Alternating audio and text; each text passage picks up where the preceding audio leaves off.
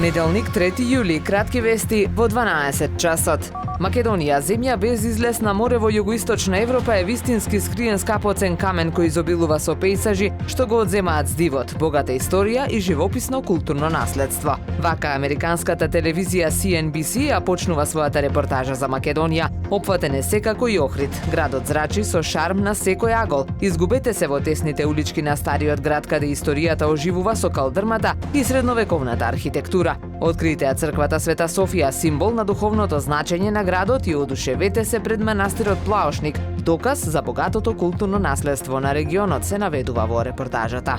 Зелениот појас на патот Охрид Светинаум на потегот до Свети Стефан веќе традиционално секоја сезона го дочекува летото обраснат со трева. Летото е веќе тука, а одговорните и оваа година не стигнаа да го исчистат овој дел обраснат со висока трева и представува исклучително лоша слика пред гостите. Ова се повторува секоја година, а охриѓани апелираат до одговорните лица истото да се среди во најкус можен рок. Срамота е не само поради плажите и туристите. Овој е единствениот пат кој води кон границата со Албанија на овој дел. Има многу луѓе што таму транзитираат. Срамота е да го гледаат ова, коментираат охриѓани.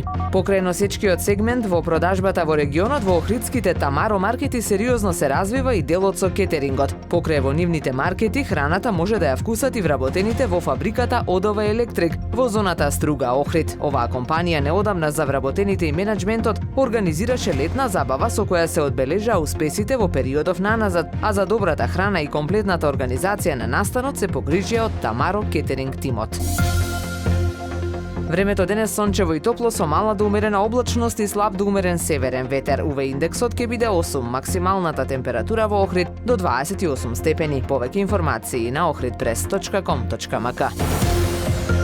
Уредник и водител на вестите Даниела Спасик. Технички реализатор Реджеп Селман.